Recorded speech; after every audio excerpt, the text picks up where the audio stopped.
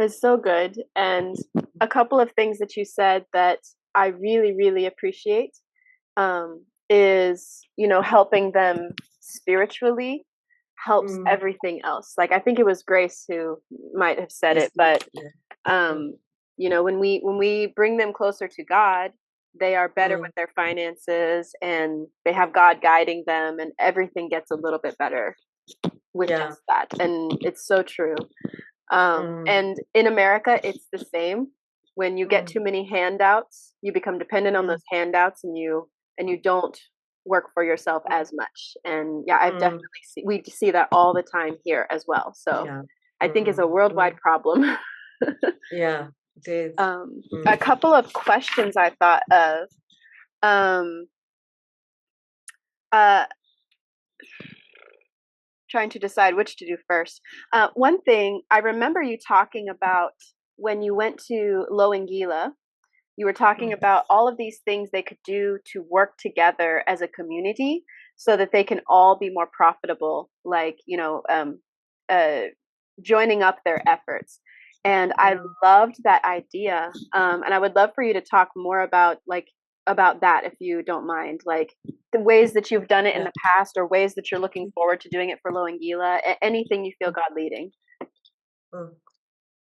Yeah, when we went to there, we found that they had a well, and also they had learned the urban farming skills, and they also had bidwa that they had been taught. But we felt that it is not something they were continuing with. They have a well fine, but they are not farming. Uh, but the reason why we felt that is because they are not doing it. Um, I was talking to Paulina and I was encouraging her, why not us coming up with a woman who can bring these women together, and then they do this as a community. I remember, like I told them, I went and checked somewhere where they can buy beads. And I was telling her, in case they are able to produce beads together, necklaces together, they have a say on how that will be bought. If they are able to come together, it is possible for them to decide what to grow. Like we also discovered, that place is very good. And Grace can attest to this. It's very good with beekeeping. But because the people who may be keeping, they are keeping it alone, then the person buying honey takes advantage of them. So we were talking to them about forming something we call institutional framework, whereby they come together and they produce, even if they are producing individually, they are selling as a group. That time, with that, the brokers cannot take advantage of them. But as far as you are doing alone, there is a way you can get discouraged farming alone. So I saw activities that they can do as a group and earn an income and encourage one another. Because one of the things I have discovered after working in the community, and I usually tell people in the community, there is like a bank cannot come to visit you in your house. But if the bank discovers that you are meeting together as a group, they will come because they want to be acknowledged. But when you are working alone, nobody bothers with you. So if they can be helped to start something like that as a group, I feel there is more potential. We were even talking about it with Paulina, that even if they were to do tailoring together, they can produce uniform together. But as far as somebody is doing alone, the outcome is less, and they can also be taken advantage of, and they can also lack the market of the product, because even if I want something from these ones, I can only get this much. But if there were more, I can get this much. So I saw things that they can do together, but for them to benefit even from the society, they have to do something. They have to show that there is something they are doing together as a team. And that's something that I was telling her. If I'm to work with you, I would really want to work with you as a group, not as an individual. Yeah. Because even when your mom taught them how to do therapy, they were doing very well when they were doing as a group. When they stopped being in a group after she left, then the child are not receiving therapy. But if they were to continue as a group, there is a way it would have helped them. I don't know Yeah. if I have answered your question. You have very well. And you know, it was something that my mom and my father struggled with a lot, where they felt like while they were there in Kenya, everything was going well. And then they come to Mm, the States, and when they come back, they have to start it back up again because it was not staying and working mm, without my parents mm, being there. And that was never their goal. You know, the goal mm, is that it keeps going. So mm, I'm very excited for them to be empowered to do it themselves, you know. mm, And even mm, if that means it's something completely different, all that mm, really matters is that they can feed their children safely. And you know, I even had a pastor recently from Kenya who was reaching out to me and saying that he wanted to help Loangila. And he said, we need to find a way for me to go and preach there to tell them about Jesus. I said, there is a pastor preaching, telling them about Jesus, and yeah. he is a very good pastor. We need all of these, you know, economic helps. So yeah, to make them work it, or not make, to help them work together as a community. God did not design Mm, us to do things alone. He designed us to work together. So I mm, love all of that. Um, mm. and I, I'm I curious. don't know if I told you that I had invited uh, Paulina, had asked her to come to Nairobi, and I had asked her, pick one of the women and come to the city. I'm willing to expose you to the market. Ah, I'm willing to expose you to how people do things here. mm, And she looked excited, yeah. but though it didn't happen. But I actually had told her, you need something called exposure visit. You Hmm. come and be exposed to how people are. Yeah. Because I was telling her, I wouldn't want us to start something that you had because we are not there. But I Mm, want you to start something that can continue. yeah. Yeah, Yeah. yeah. Yeah, Mm, I and Pauline is the one to do. She is so sharp mm, and she has learned so many things, and yeah, mm, she's doing so much for her village, and I really mm, think I see God building her up even more, and every time there mm, is a learning opportunity, she wants to go and learn more. So mm, she's a mm. very Yeah. powerful woman. And Mm. and you know, and that And was some exposed. yeah, and exposed. Yeah, she has some education, and you know, and she'll just get more. And I think you're right. You know, the first time you go to from a village to a big city, it's very overwhelming. There's a lot going Mm, on, but the more mm, you go, the more experience you get, and it's easier. mm, mm, And to truly understand what your customers will like that was something that, you know, Americans, they like very boring jewelry, very plain colors, very mm, simple. And so my mom would be teaching them to, you know, to make and they would, the ladies in the village would look and be like, why would anyone want anything, these boring colors? And so, yeah. yeah, Yeah. knowing your customers is important. So, yeah. Mm, mm, Um, I, another question I had was, you know, I want to encourage people in America to support and help your ministry.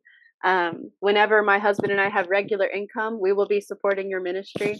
I believe in what God is doing through you so much, mm, and I'm so mm, grateful for the time and work that you are doing, and the love that you are pouring out on these women.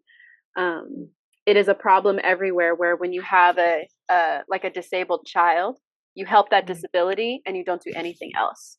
And that was the mm, first thing that I really loved about Dorcas Creation, when you told me the story that you bring the ladies together and they build a community together, and you mm. ask them, what other helps do you need? I think you said one time you asked them what they wanted to learn how to do, and they said, we want to learn how to make yogurt.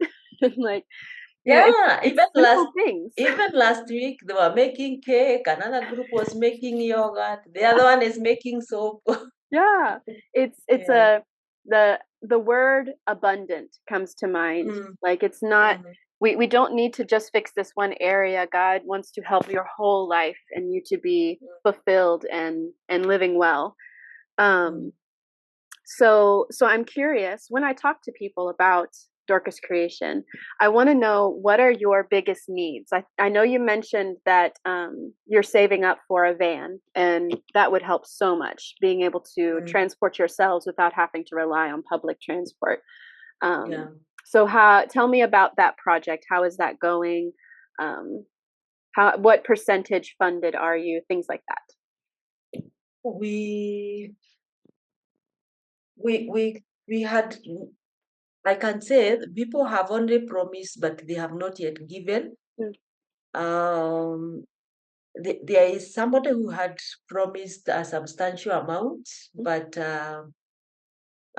they didn't say it because it was from Australia, and how they were sending it, mm, the organization they were sending through wanted to charge them mm. administrative cost, Yeah. and they were not comfortable. So that's something that was not settled. So we are still in the process of raising resources, Hmm. because we can't say that we have that money because it's not clear how they are going to send it. Yeah. Yeah. Yeah, so we are still in the process of raising that money. Mm-hmm. Yeah. Yeah. And no matter how much little we can get, it is very helpful to us. Mm, yeah. Yeah, because as I shared with you, one of the things that we have realized, uh, the the children that we started with are now heavier and Mm, older. So what we have noted is the mothers have stopped bringing them for therapy. because it's hard And to at bring the them. Yeah, and then our public transport is called matatu. Mm, They don't accept them because they argue that they occupy more space and they pay for one person only, the mother. So if they are to come for therapy, they have to come after 11. mm, That's the only time they can be accepted. One, eh, the argument is they take long to enter the matatu. mm, They also take long to come out, and yeah. also they occupy space. So Wow. that's the predicament we have. Yeah. Like on 8th, we want them to bring their wheelchairs for repair. If we don't organize how those wheelchair will come, they will not bring them. Mm, And if they don't bring them, the child is the one to suffer. mm, So we feel if we had a means of transport, it would have helped us when it comes to Nawiri Mama. yeah. These are the other programs. We don't have a very high demand of transport. The demand is only with Nawiri Mama. Mhm, And also, the good thing with the mother bringing the child for therapy, that's when we can only get hold of her to do skill. mm, Otherwise, if she is at home alone, she will not do skills. mm. So that's where we are with the fun. Yeah. Yeah. Uh, that I'm so glad you shared that story, because that's not something that an American would realize, that Mm, that a family would not be able to bring their disabled child to help. Like, that's very foreign to an American. We would not expect that challenge, and so that adds to the need for the van for sure. Um, Then the other thing we did about the fund, we consulted with one another, and we are thinking of looking for not necessarily a new one. mm, We can even get one which is used yeah. because the one we had budgeted for it's high. We are also looking for one that would be affordable. Yeah. And I have somebody who is yet to give me the price. Mm, very good. Yeah, yeah. Um, yeah. And Mm, so when people give to your organization, mhm. can you just list some of the things that funds goes to? Like, saving up for the van is probably one of them, but what are some other things that the money does to support your ministry? The when people send money, they can either send and say we have sent this for Nawiri Mama Oh. assistive devices. Mhm. You have to say it's for Nawiri Mama, and you can Mm, specify and say assistive devices. mm, You can say it's for medication. mm, You can also say it's for a very needy woman in Nawiri Mama. mm, The other one is although now that is taken care of, paying for the therapist, there is some people who give and they will say this one should go for taking care of the therapist. The other one gives and say this one should only go for the counselor. So many people who said they tend to specify, because when we are giving them the report, we will give them per their specification. The others, they leave it open. They will say, I have given to any need in Nawirimama, or if not the vehicle, they will say, I have given only for the Nawirimama for this need. The other one say, I want to support skill empowerment. And sometimes they specify, I want to support hairdressing, I want to support catering, things like that. That's very, even very like good. now, if you want to give towards the Isiolo, you specify you are giving towards Isiolo. Okay, good. Yeah. That's very good. Thank you. Yeah. Trying to see if I want to make sure I don't have any more questions. And Grace, you can also ask questions. Yeah. Yeah, Grace, help us see what we're forgetting.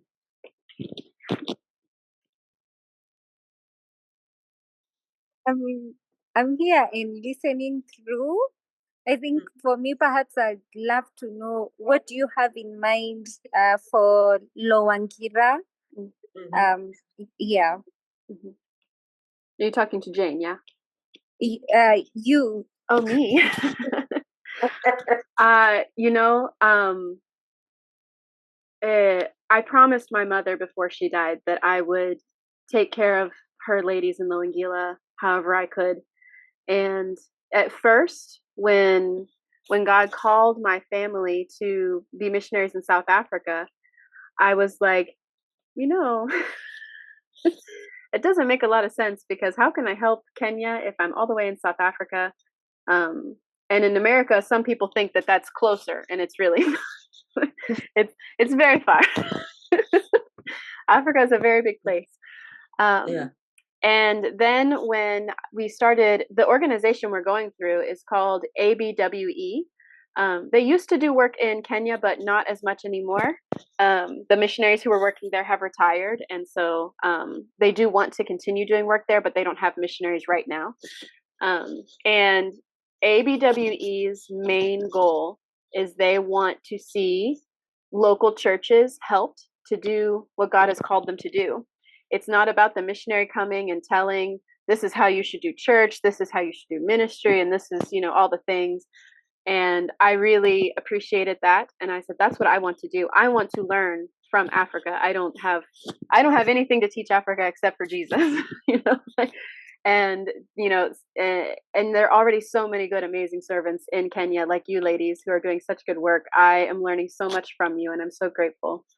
But in our work, I'm going to have opportunities to help Kenya in different ways. The smaller, or the organization ABWE has a project called Beautiful Feet, which is already in Kenya and doing well. It is a ministry to help women through pregnancy, miscarriage, abortion, all of those things, to help them choose life.